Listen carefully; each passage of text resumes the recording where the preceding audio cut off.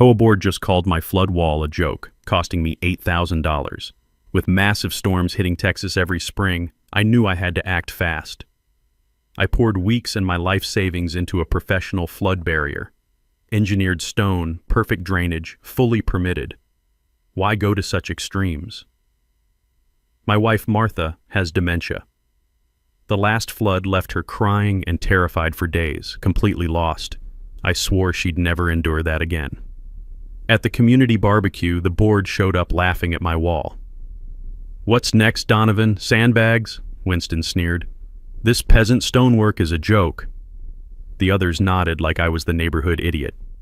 "This joke has to go," he declared. "Remove it or we foreclose." Minutes later, the storm hit hard. These three powerful people were about to learn why you never mess with a man who truly understands how water works. I'm Garrett Donovan, retired plumber, and this is how three bullies got exactly what they deserved. Ever dealt with neighbors who thought they could push you around? Where are you watching from tonight? Let me take you back to Willowbrook Estates, just outside Houston.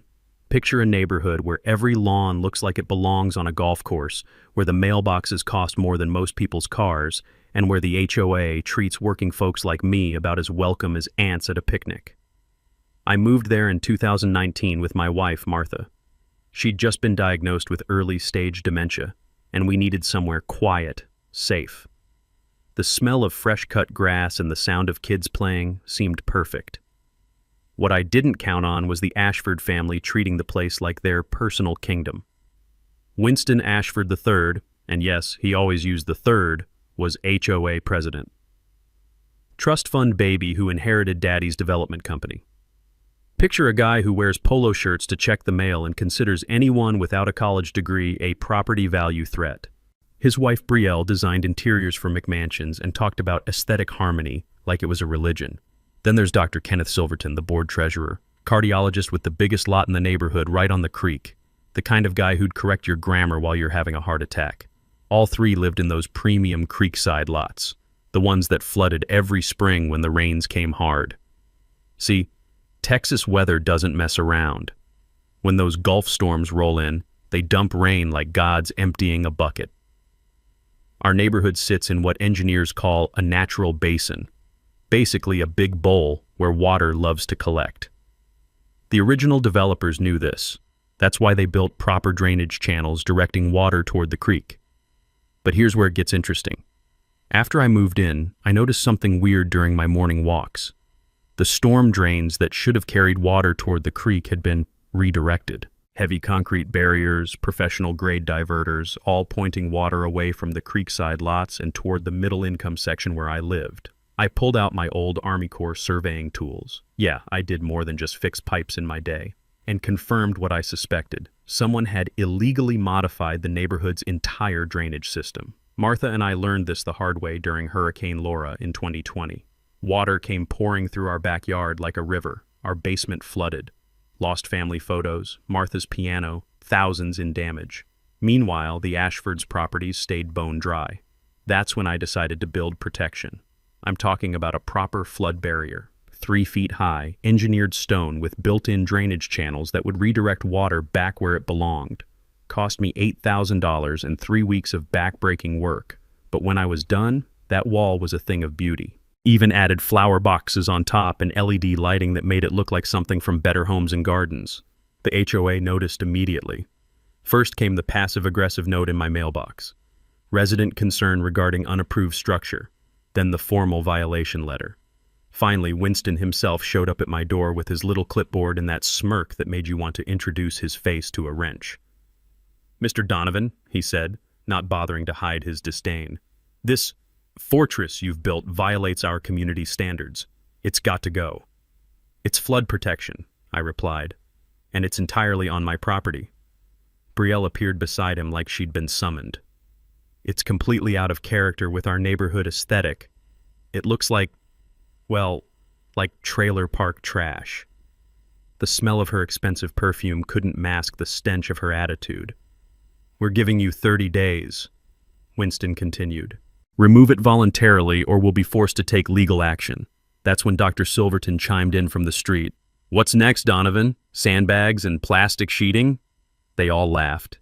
Actually laughed. Standing there, listening to these people mock the protection that would keep my home and my sick wife safe from flooding, I felt something click inside my chest. Not anger exactly, more like the cold, calculated fury of a man who spent 40 years solving problems that seemed impossible. They wanted a fight? They had no idea who they were dealing with. The next morning, I found Martha in the kitchen, staring at the coffee maker like she'd never seen one before. Early dementia steals moments like that, little pieces of the person you love disappearing without warning. I helped her with breakfast, kissed her forehead, and headed out to my workshop. Time to get creative. If they wanted aesthetics, I'd give them aesthetics. But I'd also give them a lesson in what happens when you mess with a man who understands water, pressure, and the physics of fluid dynamics. I spent the next week rebuilding that wall into something even more beautiful. Natural fieldstone instead of plain concrete blocks.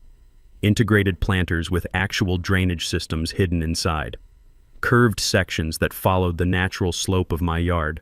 When the morning sun hit those stones just right, they practically glowed. The best part? Every single modification made the flood protection even better. 2 weeks later, the board called an emergency meeting. I could smell the fresh brewed coffee and hear the rustle of official documents as neighbors filed into the community center. Winston stood at the front like he was addressing Congress. "We're here to discuss the ongoing situation with Mr. Donovan's construction project," he announced, gesturing toward me like I was a problem to be solved. Brielle pulled out her phone, showing pictures of my wall to the crowd. "This is completely inappropriate for our community character. Look at this medieval fortress aesthetic." I stood up. "Actually, it's called fieldstone masonry, same technique used in million-dollar Tuscan villas." The room went quiet. "Furthermore," I continued, "every component meets or exceeds county building codes. I have permits for the electrical work, engineering surveys for the foundation, and approval from the city planning department for all modifications." Winston's eye twitched. "Permits can be challenged. We have the right to maintain community standards." That's when I dropped my first surprise.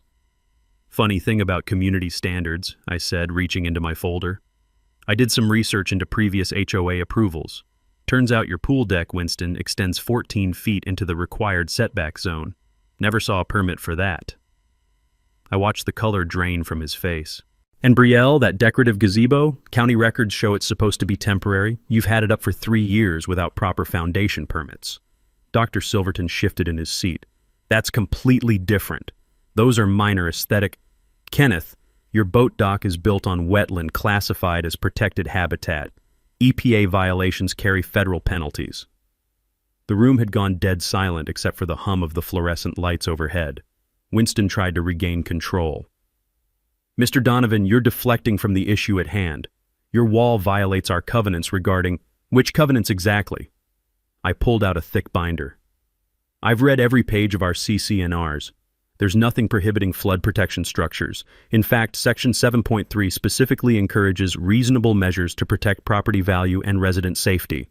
Brielle's perfectly manicured fingers drummed against the table. "The board has discretionary authority to interpret—" "The board has authority to enforce existing rules," I interrupted, "not to create new ones retroactively, especially not when those new rules seem to apply selectively." I let that hang in the air for a moment. "See, I've been documenting every HOA approval for the past 5 years. Interesting pattern emerges. Families in the creekside lots get approved for everything: pool houses, guest cottages, decorative walls, you name it.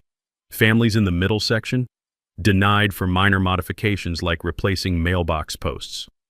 The mini twist hit like a thunderclap. Winston realized I hadn't just built a wall. I'd built a case. "This meeting is adjourned," he announced hastily, but I wasn't done. "Before everyone leaves," I called out, "I want to share something I learned about drainage management during my 20 years with the Army Corps of Engineers." The room settled back down. "When water flow gets artificially redirected, it has to go somewhere. Basic physics. You can't just make water disappear." I gestured toward my folder of surveys and photos. "Someone in this neighborhood has been modifying storm drainage to protect certain properties at the expense of others. That's not just a violation of city engineering codes. It's theft of a public utility." Dr. Silverton's stethoscope rattled as he stood up too quickly. "That's a serious accusation." "It's a serious crime," I replied. Carries fines up to $50,000 per violation, plus restoration costs. The city takes drainage modification very seriously, especially after Harvey. Winston's hands were actually shaking as he gathered his papers. We'll table this discussion pending further review. As people filed out, I caught bits of whispered conversations. Neighbors were starting to ask questions, starting to wonder why their basements flooded while others stayed dry. The seed was planted. Now I just had to water it. 3 days later, I was in my workshop organizing tools when I heard the rumble of official vehicles outside. Through my window, I watched a city inspector climb out of a white pickup truck, clipboard in hand. Behind him, Winston and Dr. Silverton flanked him like they were his personal bodyguards. The inspector was a thin man named Rodriguez who looked like he'd rather be anywhere else. The sound of his steel-toed boots on my walkway reminded me of military inspections. Precise, measured, inevitable. Mr. Donovan, City Building Department, we received a complaint about unpermitted electrical work. I wiped my hands on a shop rag that smelled of motor oil and honest work. Happy to show you around, everything's up to code. Winston stood behind Rodriguez with his arms crossed, wearing the kind of smug expression that begged for a reality check. We'll see about that. For the next hour, Rodriguez examined every wire, every connection, every junction box in my flood walls lighting system. I watched him test voltage with his multimeter, checking each circuit against code requirements. This is professional grade work, he finally announced. Better than most contractors I inspect. I pulled out my folder, the one that was getting thicker every day. I'm a licensed master electrician, been maintaining that certification for 35 years. Here's my permit application, approval stamp, and final inspection from when I installed the system. Rodriguez examined the paperwork while Winston's jaw worked like he was chewing something bitter. Everything checks out, the inspector said. This installation exceeds current code requirements. That's when I played my next card. Rodriguez, while you're here, mind taking a look at something? I led the group toward the drainage area behind my property. I've been documenting some interesting modifications to our stormwater system. I pointed out the concrete barriers redirecting water flow, the professional-grade diverters, the way natural drainage patterns had been altered. Rodriguez pulled out his own measuring tools, frowning as he traced the water channels. This is all unpermitted work, he said slowly. Major modifications to municipal drainage require engineering approval and environmental impact studies. Dr. Silverton cleared his throat nervously. Those improvements were made by the developer, years ago. Sir, I can date concrete work pretty accurately. This stuff is maybe 2 years old. Rodriguez made notes on his clipboard. And whoever did it knew what they were doing. This is expensive, professional-grade work. I watched Winston and Kenneth exchange glances. In that moment, I could practically see them calculating costs, financial and legal. The city takes drainage modification very seriously, Rodriguez continued. After Hurricane Harvey, we've got zero tolerance for unauthorized changes to flood management infrastructure. Here's what I'd learned from my old Army Corps days. Water management is like a chess game.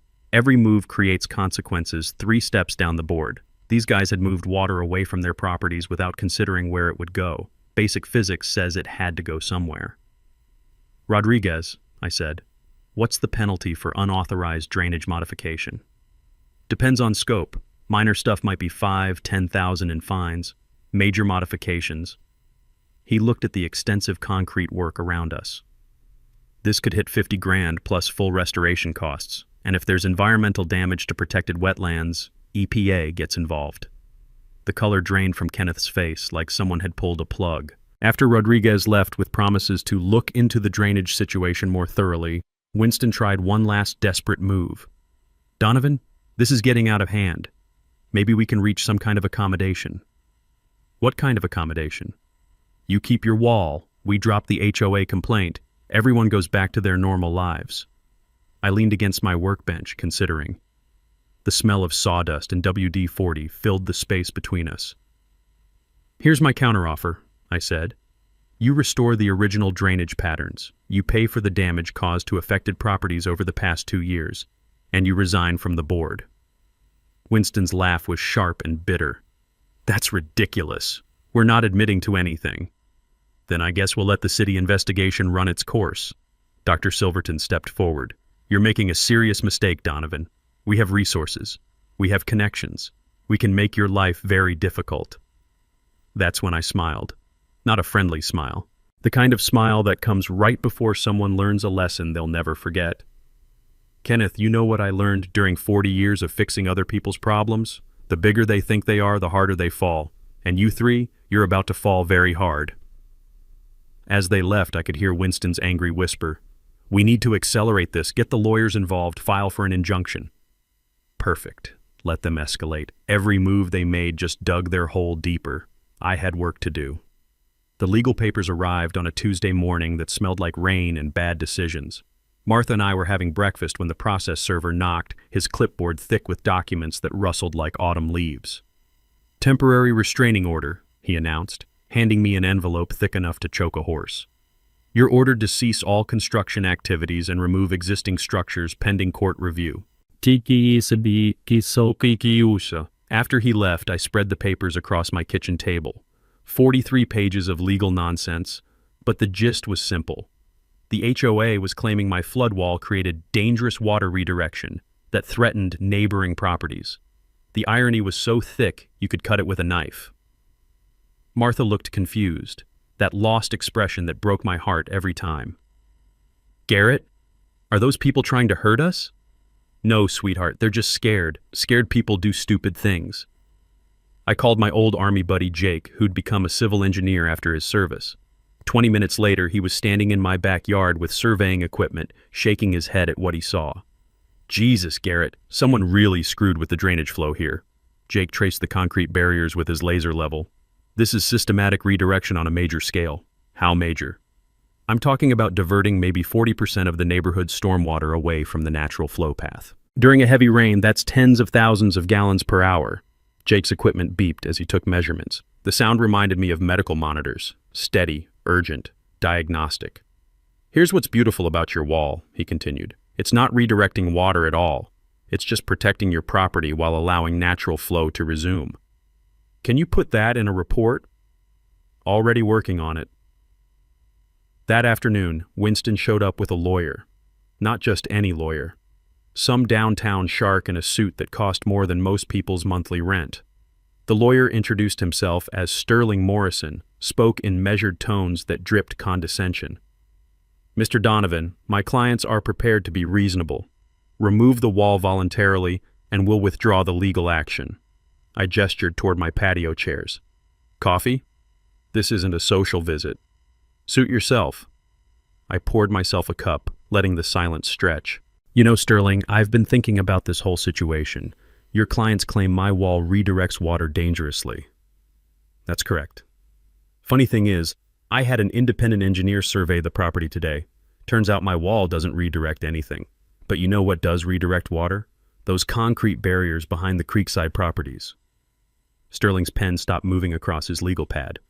Furthermore, I continued, I've documented systematic drainage modification that violates city codes, county flood management regulations, and potentially federal environmental protection statutes. Winston shifted uncomfortably. That's completely irrelevant to... Oh, it's very relevant. See, when you file a frivolous lawsuit claiming someone else is creating dangerous water conditions while you're actively guilty of the same thing on a much larger scale, that opens you up to some interesting legal concepts. I pulled out Jake's preliminary report, sliding it across the table. The official letterhead made it clear this wasn't amateur hour anymore. Malicious prosecution, abusive process, intentional infliction of emotional distress on an elderly couple dealing with medical challenges. I watched Sterling's eyes widen as he scanned the engineering data. My wife has dementia, Sterling. This harassment is affecting her health. Sterling whispered something to Winston, who went pale. There's more, I said. Jake's report identifies approximately $200,000 in drainage modifications that appear to violate multiple environmental regulations. The EPA takes wetland interference very seriously. Dr. Silverton's voice cracked when he spoke. We didn't interfere with any wetlands. Kenneth, that creek behind your property, it's classified as protected aquatic habitat. Modifying its watershed without federal permits carries penalties up to $25,000 per day of violation. The mini twist hit like a sledgehammer. They'd come here threatening me with legal action, only to discover they were sitting on a powder keg of environmental violations. Translation: you guys are in deep trouble and trying to blame me just makes it worse. Sterling gathered his papers hastily. We need to review this information. Take your time. But while you're reviewing, you might want to know that Jake's filed his preliminary findings with the city engineering department. They're scheduling a comprehensive watershed analysis for next week. After they left, I sat on my patio listening to the evening sounds of suburbia. Lawnmowers, kids playing, the distant hum of air conditioners working overtime. The approaching storm clouds carried the metallic smell of rain, and I found myself almost looking forward to the next downpour. Let it rain. My wall was ready. The question was, were theirs? The breakthrough came from the most unlikely source, Mrs. Brianna, the 70-year-old retired librarian who lived 3 houses down. She knocked on my door Friday evening, clutching a manila folder like it contained state secrets. Mr. Donovan, I hope you don't mind my intrusion, but I've been following this situation with considerable interest. The smell of her jasmine tea drifted from her thermos as she settled into my living room chair. Martha was having a good day, chatting about her garden, so I felt comfortable focusing on whatever Mrs. Brianna had discovered. I spent 30 years as a research librarian, she continued, and this whole drainage mystery bothered me, so I did what librarians do. I dug into the records. She opened her folder, revealing photocopied documents, aerial photographs, and what looked like engineering blueprints. These are the original subdivision plans from 1987. Notice anything interesting about the drainage design? I studied the blueprints. The original drainage system was elegantly simple, natural flow patterns that channeled stormwater toward the creek through a series of retention ponds and overflow channels. Now look at this. She produced a more recent aerial photograph. This is from 2019, right after the Ashfords moved in. The difference was striking. Where the original plans showed natural water flow, someone had installed an elaborate system of underground diverters, concrete channels, and what appeared to be a sophisticated pump system. Mrs. Brianna, this must have cost $200,000 minimum, she said crisply. I checked with 3 drainage contractors. This wasn't some weekend DIY project. She pulled out another document that made my blood run cold. A work order from Ashford Development Company dated September 2019 for emergency flood mitigation, hurricane preparation. They did this work right after Hurricane Dorian when everyone was focused on storm prep. No permits, no environmental studies, no neighborhood notification. Just moved in their own equipment and completely altered 30 years of established drainage patterns. The pieces clicked into place like a machine finding its rhythm. The Ashfords hadn't just bought houses in Willowbrook Estates, they'd bought the whole development. Winston's company owned the empty lots, controlled the HOA management contract, and had systematically modified infrastructure to protect their investment properties. But here's the smoking gun, Mrs. Brianna said, producing a thick legal document. The original environmental impact study from 1987. It specifically identifies the creek behind their properties as protected aquatic habitat. Any modification to its watershed requires federal approval. I felt that cold fury building again, the kind that comes when you realize how thoroughly you've been played. They've been flooding the middle-income section to protect their premium lots, and they've been using HOA authority to prevent residents from protecting themselves. Mrs. Brianna nodded grimly. It gets worse. I traced the property ownership records. Ashford Development has been systematically buying foreclosed homes in the flood-affected areas, then flipping them to unsuspecting buyers without disclosing the drainage modifications. How many homes? 18 properties in the past 2 years, average profit margin of $60,000 per flip. The scope was breathtaking. They weren't just stealing water, they were running a sophisticated real estate scam that profited from the flooding they'd created. Mrs. Brianna, this is fraud on a massive scale. Indeed, and I believe we have grounds for both criminal complaints and civil action. She handed me a business card. My nephew practices environmental law, specializes in cases involving illegal watershed modification. As she left, I sat in my workshop surrounded by tools and blueprints, finally understanding the full scope of what I was up against. This wasn't just about an HOA board drunk on petty power. This was organized crime disguised as community development. They'd underestimated a retired plumber with time, tools, and nothing left to lose. Big mistake. Sunday morning found me in my workshop before dawn, surrounded by blueprints, legal documents, and the kind of detailed planning that comes from 40 years of solving impossible problems. The smell of fresh coffee mixed with machine oil as I laid out my strategy like a general preparing for war. Step 1. Document everything. I'd learned from the Army Corps that engineering problems require engineering solutions. Mrs. Brianna's nephew, David Liu, was driving down from Dallas that afternoon with environmental testing equipment and a camera crew from an investigative journalism outfit. But documentation was just the foundation. The real solution required something more elegant. See, here's what most people don't understand about water management. It's not about stopping water. It's about convincing water to go where you want it to go.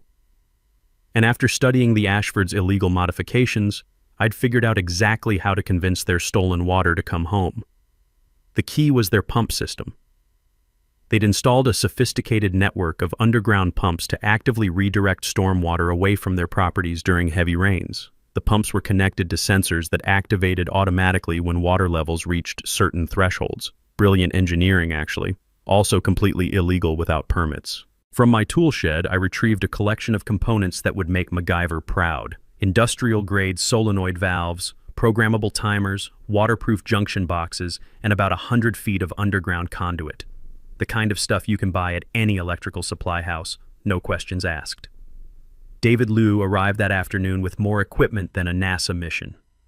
Environmental testing kits, flow meters, underwater cameras, and a legal briefcase thick with precedent cases involving illegal drainage modification.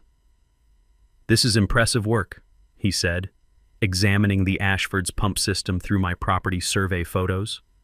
"Also flagrantly illegal. Federal environmental violations, state engineering code violations, municipal drainage violations. These people hit the trifecta. What kind of penalties are we looking at? Conservative estimate, $500,000 in fines, full restoration costs, and potential criminal charges for environmental fraud." We spent the next week building two parallel strategies, legal and hydraulic. The legal strategy was David's department. He filed complaints with the EPA, the State Environmental Agency, the County Engineering Department, and the City Planning Office. Each agency would conduct its own investigation, but the EPA complaint was the nuclear option. Federal environmental crimes carry serious jail time. The hydraulic strategy was my specialty. Here's what I learned about the Ashfords' pump system. It was designed by professionals, but maintained by amateurs. The control circuits were accessible through standard utility boxes, poorly secured, and connected to the neighborhood's electrical grid through meters that could be tracked. More importantly, the system relied on a single central control unit located in a utility shed behind Kenneth's property. One central brain controlling the entire water theft operation. My modification was elegantly simple. A programmable timer that would reverse the pump flow during storm events, sending the stolen water back where it belonged. The beauty was that it would only activate during heavy rains, when the Ashfords would be too busy dealing with flooding to notice the pump reversal until it was too late. Installing the modification required some old-school breaking and entering skills I'd picked up during Army Corps emergency repairs. Nothing destructive, just accessing utility boxes, splicing control circuits, and adding my timer to the existing system. The kind of work that looked completely legitimate to casual observation. Wednesday evening, I recruited help from an unexpected source. The neighborhood kids. Tommy Martinez and Sarah Kim, both 14, both smarter than half the adults I'd met. They'd been watching the HOA drama with the kind of fascination kids reserve for adult stupidity. "Mr. D, you need us to be lookouts while you install your secret gadget?" Tommy grinned like Christmas had come early. "It's not secret, it's justice. And yes, I need lookouts." The installation took 2 hours on a moonless Thursday night. Tommy and Sarah positioned themselves with walkie-talkies while I accessed the central control unit. The pump reversal timer was a thing of beauty, completely hidden within the existing control panel, impossible to detect without detailed electrical knowledge.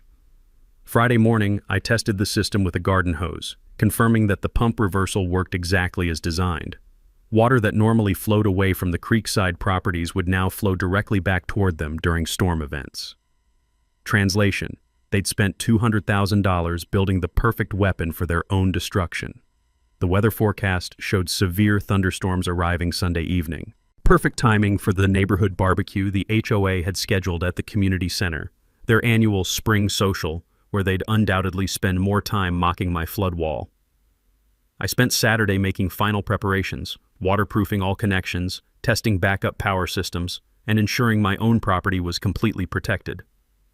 Sunday evening, as storm clouds gathered overhead, I felt the calm satisfaction of a job well done. Every tool was in place, every connection tested, every contingency planned. All that remained was waiting for Mother Nature to pull the trigger. The Ashfords made their move Friday afternoon while I was at Martha's doctor's appointment. I came home to find Winston's contractor, a nervous-looking guy named Pete, standing next to my flood wall with a sledgehammer and the kind of guilty expression that screams, "I know this is wrong, but I need the money." The damage was surgical. They'd targeted 3 specific sections of my wall where the drainage channels were most critical, not enough to completely destroy it, just enough to compromise its effectiveness before the weekend storms. Pete was loading his tools when I pulled into the driveway, and the look on his face told me everything I needed to know. "Afternoon, Pete," I called out calmly. "How's business?" "Mr. Donovan, Look, I'm just doing what I was hired to do." "And what exactly were you hired to do?" Pete's hands shook as he hefted the sledgehammer. "Mr. Ashford said there were safety concerns, said the wall was structurally unsound and needed emergency modification." I walked slowly around the damaged sections, examining the precision of the destruction. Someone had done their homework. These weren't random impacts. They'd targeted the exact points where water flow would be most disrupted. "Pete, you know what's interesting? I've got security cameras covering this entire property. High definition, motion activated, everything backed up to cloud storage." The sledgehammer slipped from Pete's hands, landing on my driveway with a metallic clang that echoed through the neighborhood. "I also know you've been struggling since your divorce. Behind on child support, truck payment overdue, that kind of thing." I pulled out my phone, scrolling through the camera footage. "What did Winston promise you for this job?" $5,000, Pete whispered. "Cash. Plus he said he'd pay off my outstanding HOA fines." "Your outstanding fines that you can't afford because Winston's company has been systematically targeting working-class residents with selective enforcement designed to force foreclosures." Pete's shoulders sagged like a man finally understanding how thoroughly he'd been played. That's when Winston himself appeared from behind his Lexus SUV, walking toward us with the confident stride of someone who thinks he holds all the cards. The afternoon sun reflected off his designer sunglasses as he approached. "Donovan, I was hoping to catch you. Pete here was just completing some emergency safety work on your structure. Is that what we're calling vandalism now?" Winston's smile never wavered. "Pete documented several structural deficiencies that posed immediate danger to neighboring properties. We had no choice but to authorize emergency stabilization." I held up my phone, showing him the camera footage. "You mean you had no choice but to commit criminal destruction of property while I was caring for my disabled wife? That's a serious accusation. It's a serious crime. Destruction of property, criminal trespass, conspiracy to commit fraud. Pete here has been very helpful in documenting the details." Pete stepped forward, his voice stronger now. "Mr. Donovan, he told me you'd agreed to the modifications, said it was all approved by the HOA board." Winston's eye twitched. "Pete, Pete, I think you should know that Winston's been lying to you about more than just my wall." I pulled out Mrs. Brianna's research folder. His development company has been running a foreclosure scam, targeting residents with selective enforcement to force property sales. I showed Pete the documentation. The systematic targeting, the property flips, the illegal drainage modifications that created the flooding in the first place. You're not the first contractor he's hired for emergency work that happens to benefit his real estate investments. Pete's face went through several shades of red before settling on the kind of angry that comes when a working man realizes he's been used as a tool by someone who sees him as disposable. "Winston, you son of a—" "Pete, I strongly advise you to consider your legal exposure here," Winston interrupted desperately. That's when I played my trump card. "Pete, here's what's going to happen. You're going to help me repair this damage properly. In exchange, I'll pay you the $5,000 Winston promised, plus materials, plus a bonus for the security footage showing exactly who ordered this vandalism." Pete looked between us, calculating his options. "And Winston, you're going to reimburse me for those payments, because the alternative is criminal charges and a civil lawsuit that will make your environmental violations look like parking tickets." Winston's composure finally cracked. "This is harassment. I'm calling the police." "Please do. I'm sure they'll be very interested in the evidence of criminal conspiracy and destruction of property. Plus, the FBI tends to take environmental fraud seriously these days." As Winston stormed off, Pete and I stood in my driveway listening to the rumble of approaching storm clouds. "Mr. Donovan, Why are you helping me? Because Winston's been treating working folks like disposable tools for too long. Time someone fought back. The mini twist was perfect. Winston's own contractor had become my star witness. Saturday morning brought one of those emails that makes your blood pressure spike before you've had your first cup of coffee. The subject line read, "Urgent Neighborhood Safety Concern," and came from the official HOA board address. The message was a masterpiece of bureaucratic intimidation disguised as community concern. The board was calling an emergency meeting for Sunday evening, right before the forecasted storms, to address ongoing safety violations and neighborhood disruption caused by one resident's refusal to comply with community standards. They'd attached photos of my flood wall taken from multiple angles, complete with red arrows pointing to structural concerns and aesthetic violations. The whole thing read like a prosecution brief designed to turn my neighbors against me. But here's what they didn't expect. I'd spent the past 2 weeks building my own coalition. Mrs. Brianna had been busy with her research network. Retired librarians are basically investigators with better organizational skills. She'd documented 18 families in our neighborhood who'd suffered flood damage directly traceable to the Ashford's drainage modifications.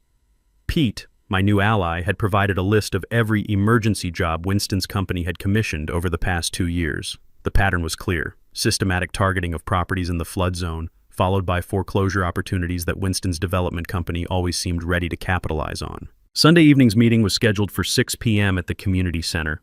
By 5:30, the parking lot was fuller than I'd ever seen it. Word had spread through the neighborhood like wildfire, fueled by Mrs. Brianna's documentation and growing anger at the Ashfords' manipulations. Inside, Winston stood at the front of the room behind a podium, flanked by Brielle and Dr. Silverton. He'd dressed for battle: navy blazer, American flag pin, the whole 9 yards of fake authority.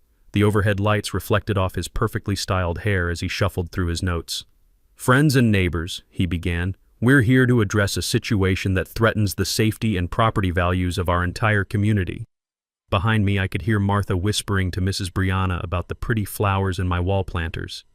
Good days with dementia are precious gifts, and I was grateful she could be here for this. Winston launched into a 20-minute presentation about rogue construction projects and unilateral modifications to community drainage. He showed photos of my wall from unflattering angles, complete with PowerPoint slides about visual pollution and precedent-setting violations. "If we allow this precedent," he concluded dramatically, "every homeowner will think they can modify their property without HOA approval. Chaos, property value destruction, the end of community standards as we know them." Scattered applause from his allies, maybe 6 people in a room of 40. When my turn came, I stood slowly, letting the silence build. "Winston makes some interesting points about drainage modification," I said calmly. "So let's talk about drainage modification." I pulled out the projector I'd borrowed from the community center and connected my laptop. The first slide showed the original 1987 subdivision plans, with natural water flow patterns clearly marked.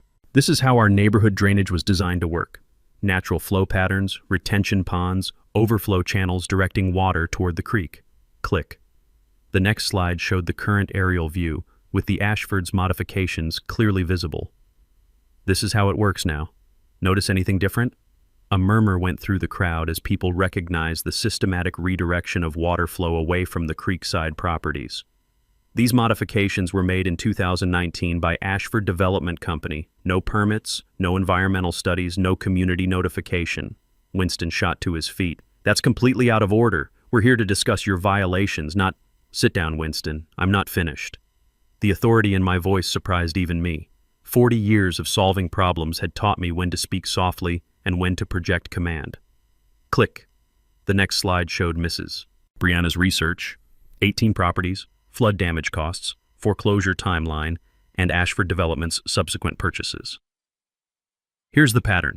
Ashford Development redirects drainage to cause flooding in the middle income section. Properties suffer repeated flood damage. Insurance companies drop coverage. Families can't afford repairs. HOA fines pile up for maintenance violations. Foreclosures follow. Ashford Development buys properties at auction prices, then flips them for massive profits.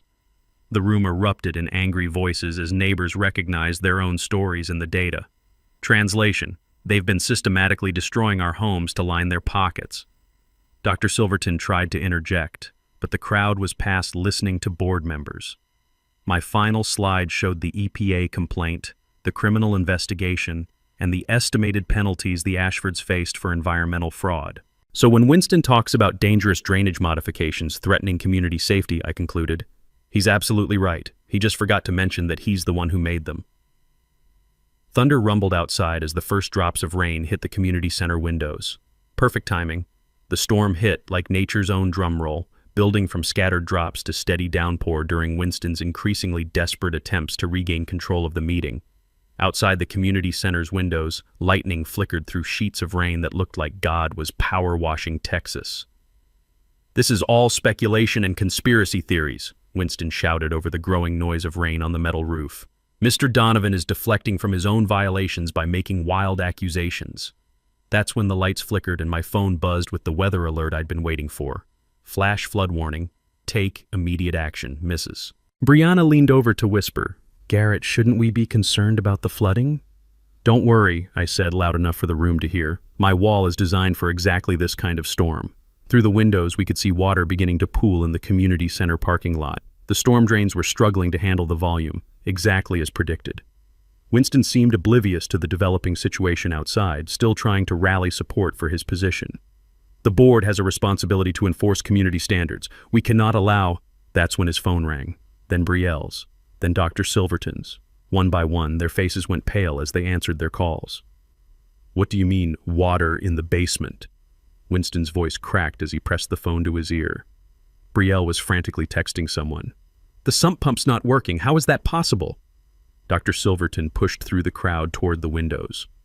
"I need to get home. Now." That's when I stood up and addressed the room with the calm confidence of someone who'd been expecting exactly this moment. "Ladies and gentlemen, what you're witnessing is a practical demonstration of proper flood engineering versus illegal water theft." Through the rain-streaked windows, we could see the Ashfords neighborhood section. Water was pooling around their houses like lakes, while the middle section, where my wall was located, remained relatively dry. You see, when you steal water from its natural flow path for 2 years, it eventually comes home with interest. Winston's face went from pale to ashen as he realized what was happening. You sabotaged our drainage system." "I restored your drainage system. There's a difference." That's when the news van pulled into the parking lot. Janet Morrison from Channel 12 had been following the story since David Liu's EPA complaint hit the public records. She'd been waiting for exactly this moment, a real-time demonstration of the flooding controversy that had been simmering in Willowbrook Estates. Within minutes, she was inside with her camera crew, interviewing residents while rain pounded the roof and water continued rising outside. "Mr. Donovan, can you explain what's happening out there?" "Simple physics," I replied, gesturing toward the windows. "The Ashford family illegally modified our neighborhood's drainage system to protect their properties at everyone else's expense.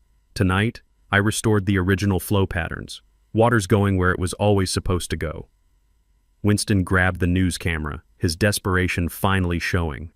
"This man has sabotaged private property. He's criminally liable for—" "Mr. Ashford," Janet Morrison interrupted, "are you saying your drainage modifications were legal?"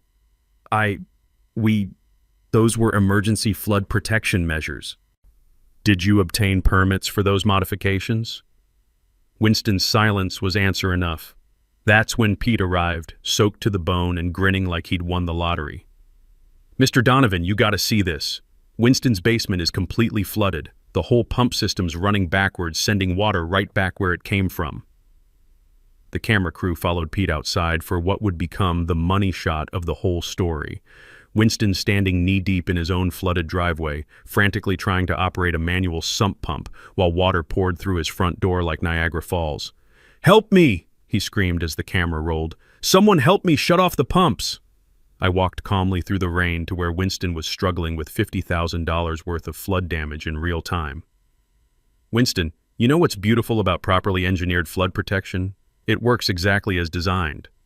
Turn off your sabotage device. My house is being destroyed." The camera captured every word as I delivered the line I'd been practicing for weeks. "I didn't sabotage anything. I just gave your stolen water back to its rightful owner. Turns out Mother Nature has been wanting to have a conversation with you for quite some time." Behind us, Brielle was crying as she watched her designer furniture floating through her living room. Dr. Silverton was on the phone with his insurance company, learning in real time that coverage doesn't extend to flooding caused by illegal drainage modifications. As emergency responders arrived to help with the flooding, Janet Morrison turned to me with the kind of smile that means someone's about to become famous for all the right reasons. "Any final thoughts, Mr. Donovan?" "Yeah. When you mess with water, water always wins." The aftermath unfolded over the next 6 weeks, like dominoes falling in slow motion, each consequence leading inevitably to the next. The EPA investigation moved faster than anyone expected, probably because Mrs. Brianna's nephew had provided such comprehensive documentation. By the end of May, Ashford Development Company faced federal environmental violations totaling $847,000 in fines, plus mandatory restoration of all illegal drainage modifications. Winston's insurance company voided his flood coverage the moment they learned about the unpermitted modifications. Turns out, artificially redirecting municipal drainage systems counts as intentional property modification that eliminates coverage. His basement restoration costs hit $180,000. Brielle's designer furniture was a total loss. Apparently, hand-carved Italian dining sets don't handle stormwater well. Dr. Silverton got hit the hardest. His home medical office in the basement was completely destroyed, along with $300,000 worth of equipment. The state medical board opened an investigation into his HOA activities after patients complained about appointment cancellations caused by flooding. Nothing kills a cardiologist's reputation like having your practice shut down by your own environmental crimes. The criminal charges came in July. Federal prosecutor Jennifer Hayes announced indictments for environmental fraud, conspiracy, and what she called systematic exploitation of municipal infrastructure for personal profit. Winston faced up to 5 years in federal prison. The development company was dissolved with assets frozen pending restitution payments. But the real victory was what happened to our neighborhood. With the Ashfords gone, residents voted to dissolve the old HOA and create a new homeowners association with actual democratic governance. Our first act was hiring a legitimate property management company that specialized in flood-prone communities. The insurance money from the drainage restoration project funded neighborhood improvements nobody had dared dream about. Professional flood barriers for every at-risk property, a community storm shelter in the renovated clubhouse, emergency supply stations stocked for hurricane season. Pete started his own contracting business specializing in flood protection systems. Turns out there's good money in helping people protect their homes instead of destroying them. He hired 3 other neighborhood residents, including Tommy Martinez's dad, who'd been unemployed since his construction company folded. Mrs. Brianna became our unofficial neighborhood historian, documenting everything for future residents. She created a digital archive showing exactly how the Ashfords scheme worked, serving as a warning for other communities facing similar exploitation. As for Martha and me, the stress reduction did wonders for her condition. Bad days became less frequent when she didn't have to worry about flooding or harassment from HOA bullies. Good days became more precious. She loves sitting by my flood wall in the evenings, watching the water flow safely past our property during storms. The wall itself has become something of a neighborhood landmark. Families bring visitors to see Donovan's Wall, the flood barrier that brought down a criminal empire. The flower boxes bloom year-round now, and the LED lighting creates a beautiful accent during evening walks. We used the settlement money from the Ashfords civil lawsuit to establish the Willowbrook Community Fund. It provides low-interest loans for flood protection improvements, emergency assistance for families facing HOA harassment, and legal support for residents dealing with property management abuse. David Liu expanded his environmental law practice to handle similar cases across Texas. He's currently working on 3 more HOA fraud cases involving illegal infrastructure modification. Turns out the Ashfords weren't the only developers who thought they could steal public resources for private profit. Last month, the city of Houston invited me to speak at their flood management conference. Standing at that podium, looking out at engineers and city planners from across the Gulf Coast, I realized something important. Sometimes the best way to solve a problem is to hand it back to the people who created it. The speech went viral online. Now I get emails from homeowners across the country dealing with similar HOA abuse. Martha and I are considering a consulting business, helping communities identify and address drainage manipulation schemes. But tonight, as another spring storm rolls across Texas, I'm content to sit on my patio with Martha, watching rain flow safely past our home through channels that work exactly as nature intended.